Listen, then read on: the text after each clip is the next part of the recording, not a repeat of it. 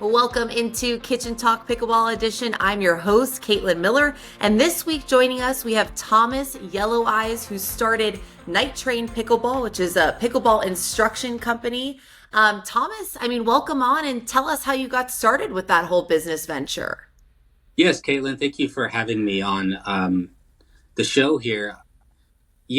So everybody has their pickleball story, right? And mine started in Redding, California, and I actually had left the fitness industry and had left Ultimate Frisbee, which I had competed for 13 years nationally, and I was I basically just moved across the country, and I was in this Redding, California, and I was renting a room, and I was trying to figure out what I was going to do with my life, and that's where I ran in to pickleball, right? And it was there's more to that part of the story. As far as I guess, well, let's get into it. One morning I didn't have anything planned. So I'm a big drinker of coffee. I drink copious amounts of coffee. And so I got my big mug of coffee, and I lived right next to a park called Enterprise Park. And so I got my coffee, I walked outside, I walked into the park, and I was just going to walk a lap or whatever trails. And I looked over and I thought, man, those people are playing tennis. That would be pretty cool to go watch. So I walked across, I trekked over there. And when I looked inside, it was like an outdoor skating rink. And so when I looked inside, they had these little nets set up, and these players were hitting with these paddles. And I was like, well, this is like a huge version of ping pong or something. I don't know what's going on. So I sat there and watched it, and I couldn't, I was having to look through the screen. So I just opened the door and walked in. And not 30 seconds after I walked in, somebody introduced themselves and was like, Thomas, Thomas, you need to go play. And I'm like, oh, wait, no, I just came here to watch. And so I sat there and I was trying to figure this out, and I was watching it. And multiple times they said, grab a paddle, jump in, grab a paddle. And I said, no. And finally, I was sitting there long enough that there was one court that only had 3 players, and they were hitting the ball back and forth, and they were saying out loud to themselves, if we don't get a fourth, we're going to have to go home. And so I grabbed it. I knelt down to grab a paddle. I put my coffee down. I grabbed the paddle and played my first game. We won 11-1. Wow. And 2 hours later, I was like, where's this been my whole life? And that was the start of my pickleball journey. And so that's how I got started. 9 months later, I moved to Oregon. I met my beautiful wife. I moved to Oregon. We got married. And I was trying to find people to drill with, right? Isn't that the story? We're all trying to find that people who want to do that. And so I ran across this group in this local area, Gladstone, and ran across these 3 players playing, and I stayed. I'm always the guy that like opened it up and closed it down, right? So I was still there with this last group, and we were playing, and I noticed they just all hit the ball hard, and I gave them a few pointers, and they were like, yeah, why don't you teach us some more? And I said, well, I'll tell you what, I'm going to drill. Why don't you come join me, and we'll drill. And I said, if you have any friends, show up. And so they showed us. There was 3 of them. When they showed up, there were 6 of them. And I go, okay, so we're going to do this drill. And they said, no, we don't know anything about pickleball. Why don't you just take this time and teach us how to play? Okay, I've only been playing 9 months. So, all right. So I started teaching them, and that was on a Tuesday. And I said, we're going to drill again Thursday. This time we're going to drill, though. And if you have any friends, bring them. We'll all drill together. And when we got done, they said, Thomas, by the way, we're not going to let you teach us for free. They all handed me cash. And I'm like, what is happening here? So we showed up Thursday. I showed up. I opened it up. I set the courts up. Those 6 players showed up, and they brought 9 more with them. And I was like, wow, we've got like 15 players here. What's happening? They said, Thomas, we want to learn how to play the game, and you're the one teaching it. So show us how to teach. And I'm like, I thought we were drilling. And so I taught them. And again, they said, well, we're not going to let you teach us for free. Here's some money. And this went on for like 3 weeks. And I'm like going on job interviews. I'm thinking I'm going to go do some other job or something. And 3 weeks later, I'm like, you know what? This is a thing. I guess I better organize this and figure this out, because I had no intention of getting back into competition or fitness or sports, but here it is. So I organized it. I actually got two names out there. I was thinking I was going to be dark horse pickleball because of Okay. my background. I was like the guy nobody ever saw coming, and that's who I was going to be. But then my father-in-law had said, when he first saw me play pickleball, he said, "Thomas, you're like the Night Train of pickleball." And I said, "Well, who's Night Train?" He says, "Dick Night Train Lane, who played in the NFL, and his nickname was Night Train, and he was a really good running back, apparently. A running back, I believe, maybe a cornerback." And so I marketed that Night Train pickleball, and everybody came back. 95+% of people said, "We like Night Train better." So that's how Night Train pickleball got started. Crazy. Wow, that is crazy. Just something you were doing to help a few people and then turned into, like a whole business and your career. It's great. You just never know like what's going to lead to, your next step or next journey in life. It's kind of crazy.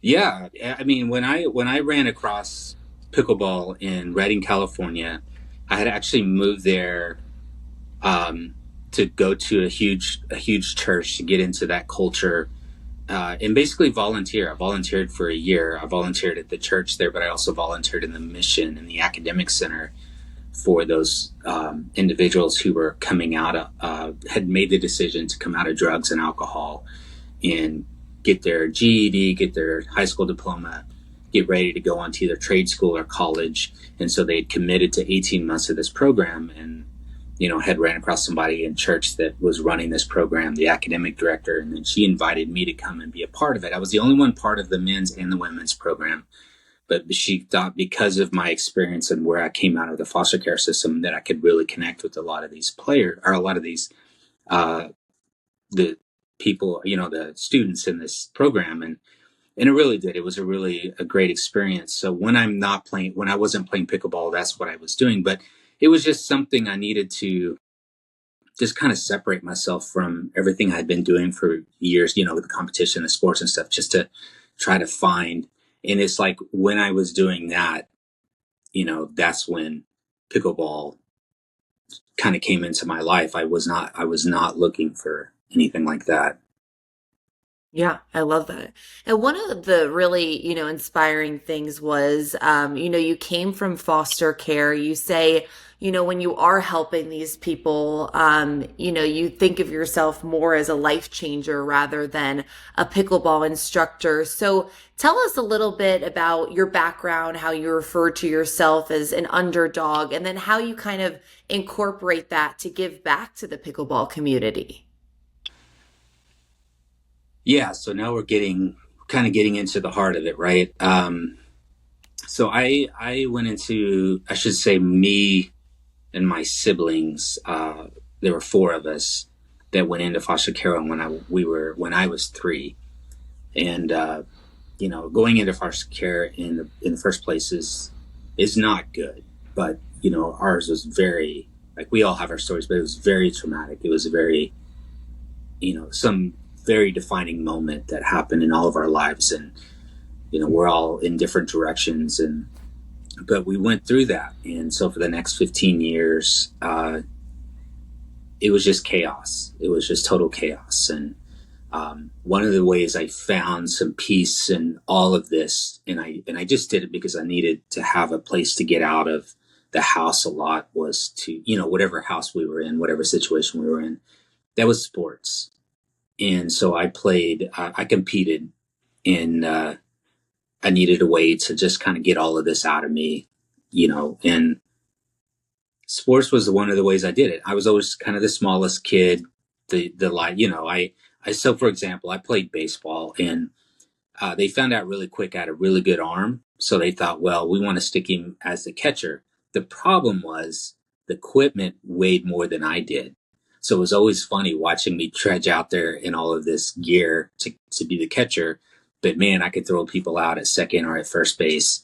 But it was always just trying to get around. So So it was that type of thing. Like nobody, when they saw me and they drafted me on paper, I didn't look like I brought much to the table. But then when I competed, I was always one of the top players. And so I was kind of that, dark horse that came out of nowhere that nobody expected. And pretty soon I was one of the top players. I always made the all-star team, that type of thing.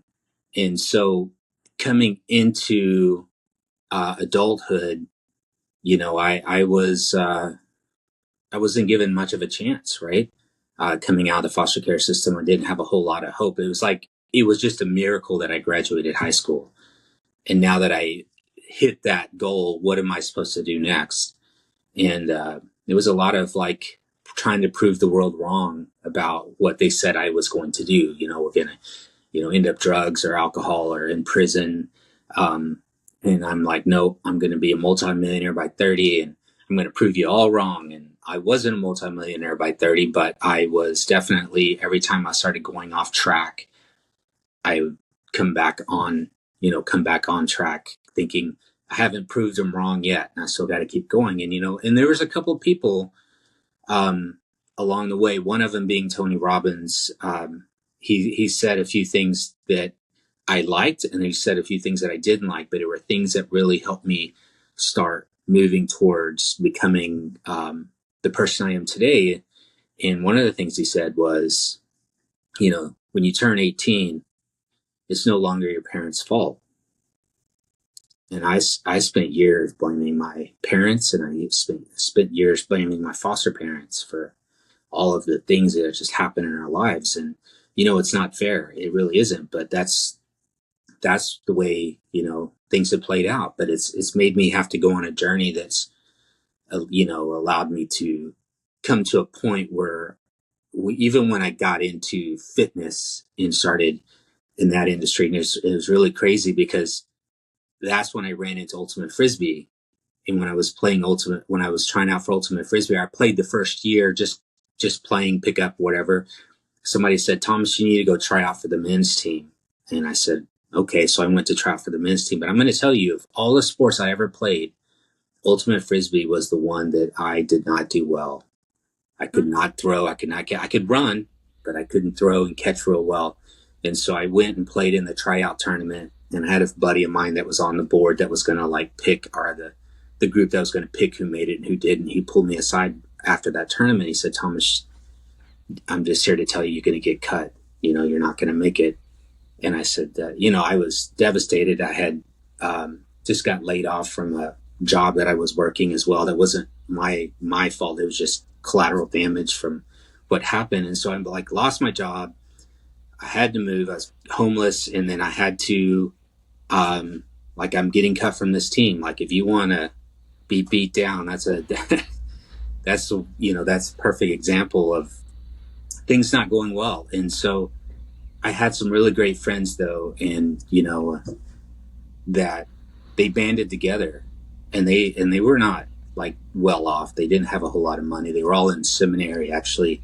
But they got me, they invited me to dinner one day that I fought going to this dinner, but they got me to the dinner and they sat me down. And while we were eating, they handed me this envelope and said, we got you something. And I'm thinking check, cash, something great.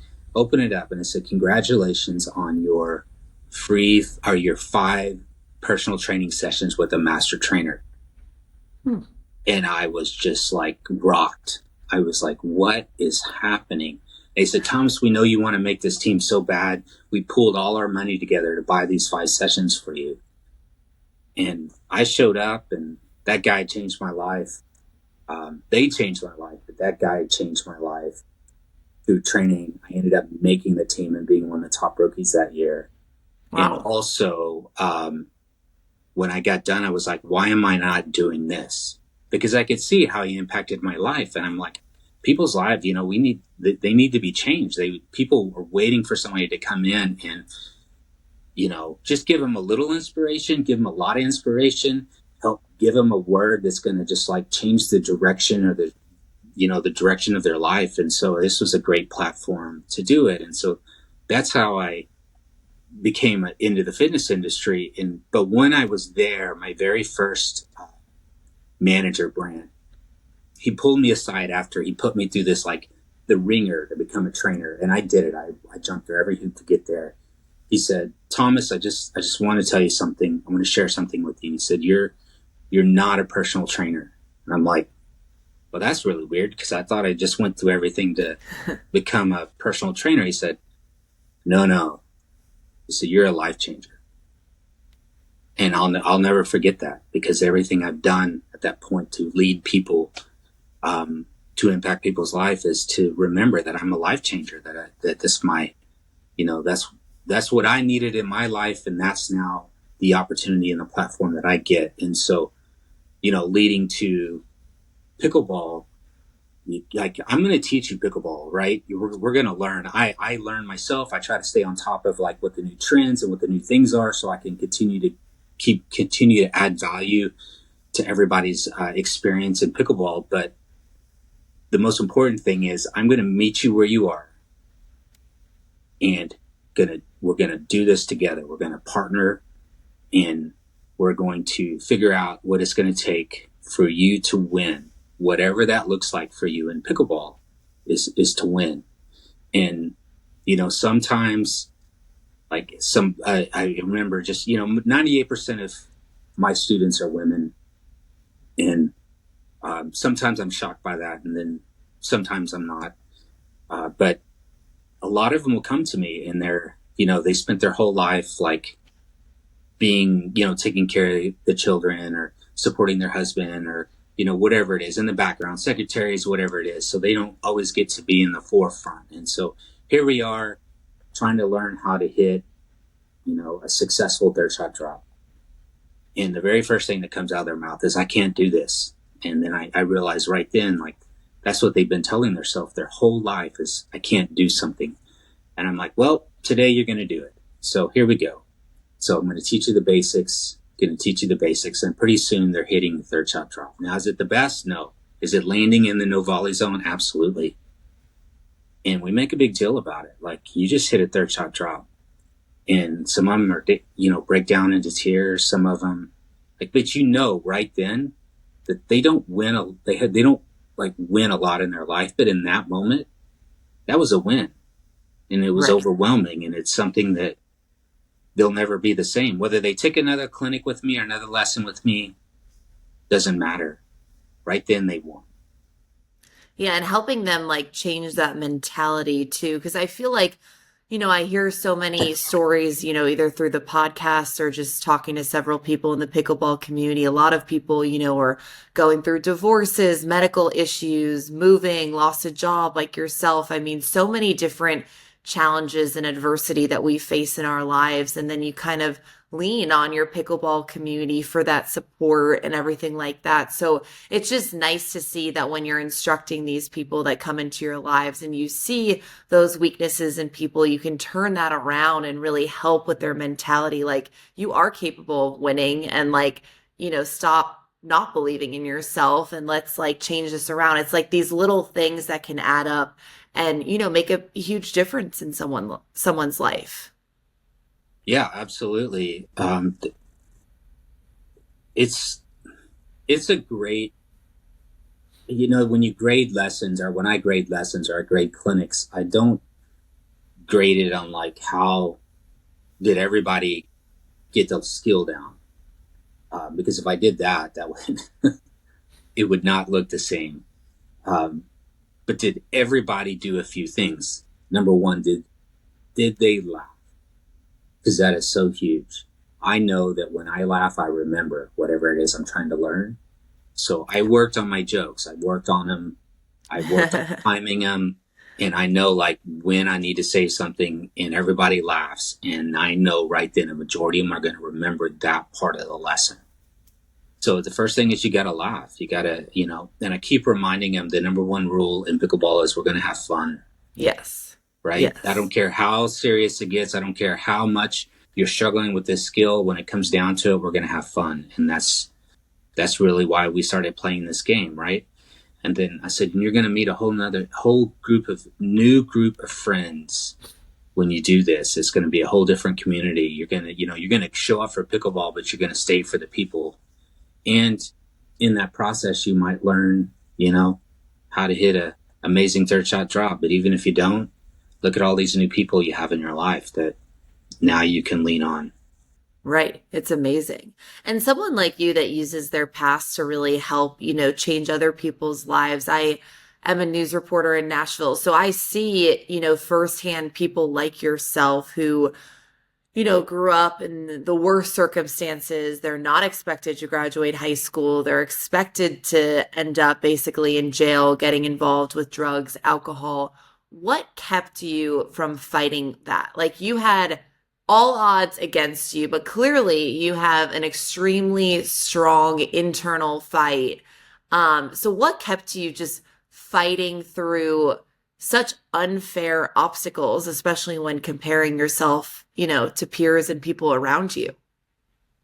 Yeah, so I can think of three defining moments. One was after we had moved to um, the foster care system, and we're just kind of be thrown in here and there, in this home and this temporary home and that temporary home. It's just chaos, it's just total chaos. Your whole nervous system is just a wreck. You're trying to anticipate, you're trying to figure out who you can trust, which is very few people.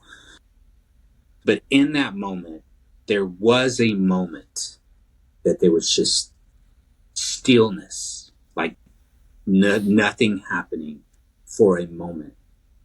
And normally those scare you because you're like, that's when the thunder is about to happen. That's when everything's about to come crashing down. But in that moment of peace, I clearly heard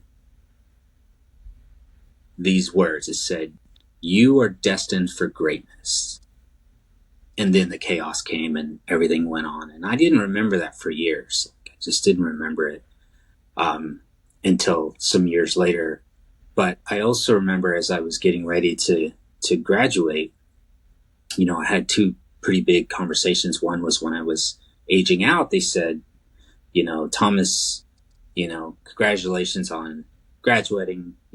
Most of the foster care, they just don't make it, and chances are these are the things that are going to happen to you, but hopefully they don't. Good luck to you." And how inspiring, right? Yeah. And then the second one was I had my foster dad just said, "Hey, I'm going to make a deal with you."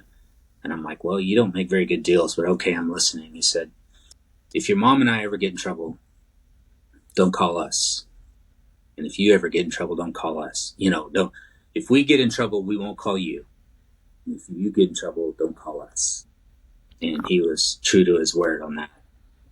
I did get in trouble a few times, and I did call, and they stood by that. But it was a lot of like, so you guys are not giving me a chance in this world.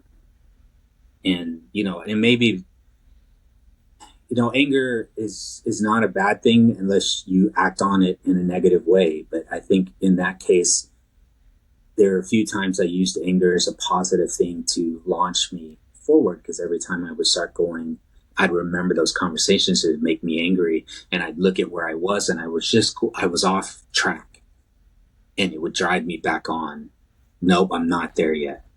And and then it got replaced eventually with, is this greatness? Is this leading me to greatness? And the answer would be no. I need to come back on track. And so just this, know that I'm destined for more than where I could have ended up, and on track a few times to end up. Yeah. I think they're just driving me to be successful. Now, on the other side of that, there's always that pull, right? There's always that pull of, because there's experience and there's history and there's family history, right? But my determination to just break that, set the standard. I've made more wrong decisions in life than I've probably made right, but I try to, the right ones I want to inspire the world, to change the world. And I was going to say, those lessons that you have learned, what are those biggest takeaways that you then give back to, your pickleball community? I think the biggest thing that probably sets me apart is because I have this history and because I have these stories, I share the stories. Like, I'm real. I'm vulnerable. Like when I went to hit a third shot drop, like I in the same course in Reading, they had 6 courts. The Okay. 4 on the bottom were like for the, all levels, but really it was from 2.0 to like 3.25, right?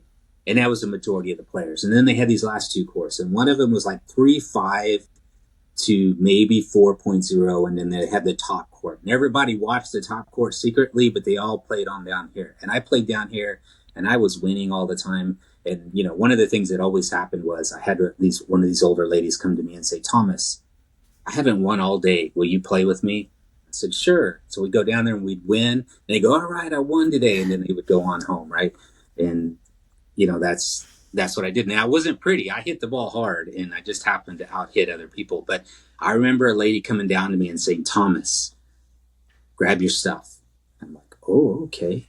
So I grabbed my stuff, and I said, where are we going? They said, we're going to go up to that court, the 5th court up there. And I'm going, what? And so they're taking me, and all the people are going, Thomas, where are you going? I'm like, I'm going up to that court. And they said, what? And you could all see the look on their face, like, what? What's happening? And so I go up there, and she goes, the first thing we're going to do is you're going to learn how to hit a third shot drop. And I'm like, I don't even know what this is, but okay. So when I started teaching, the guy who was teaching me said, Thomas, this is the hardest shot in pickleball. And then he started trying to teach me. And I got so frustrated. And then he was trying to teach me all these other things. And so then I went home one day, almost in tears. Like I held it together, but I went home. And what I always did was turn on YouTube and turn on some motivational videos and just lay there. And like, I'm feeling sorry for myself. But when I got done listening to the videos, I was all hyped up again. And Bruce Lee came on and he said this. He said, I do not fear the man that's practiced 10,000 kicks one time. I fear the man who's practiced one kick 10,000 times. Mm. And right then I'm like, I'm trying to learn too many things. I need to learn one thing. And so then I focused on the third shot drop. And then I said, you know why the third shot drop is so hard? I learned this a little while later. It's because he told me it was the hardest shot in pickleball, and I believed him. It actually isn't that hard. Right. It's just because I believed this guy telling me that was the hardest. And he wasn't like he was trying to be mean about it. That's what he believed, and therefore that's what I believe. But I shared those stories, right? And then players go, well, he is human. He is like us. Yes, I traveled the same route that you traveled to get here, and then they get back to work. And with someone that wants to take one of your classes, is Night Train Pickleball, is it based out of Oregon, or do you do any virtual training, or how can someone learn more about, your teaching style and this company? Yeah, so that's a great question. This is going into my 6th season teaching in the Portland, Oregon area. The idea is this winter to start put up a virtual or an online membership platform where players can start learning to, like, I'll do series of how to hit a third shot drop and break it down. And it'd be like a membership type of thing that's happening this fall. But also the idea always was to travel the world and teach pickleball. So at some point I would like to start expanding nationally and start expanding. The idea one day would be in Ireland teaching a clinic. That would be, like what I always dreamed to do with this. I love that. No, and I think that's the nice thing is what we're seeing, just like some local companies in Nashville are now going out to the Philippines and the UK. And then, the World Pickleball Cup games for the first time will be in Lima, Peru. I mean, it's just so nice to see this sport growing internationally and just the different countries, working together, to just grow the love for this sport and to give underprivileged kids and other people the opportunity to play a sport that has been so life-changing for all of us. Absolutely. It's definitely a great platform to impact people in a positive way. Yes. Well, Thomas Yelloweyes, thank you so much for coming on the podcast. Go check out Night Train Pickleball. Seems like there will be some virtual opportunities if you don't live in the Portland area. And thank you so much for joining us, and stay tuned to see who will join us in the kitchen next time.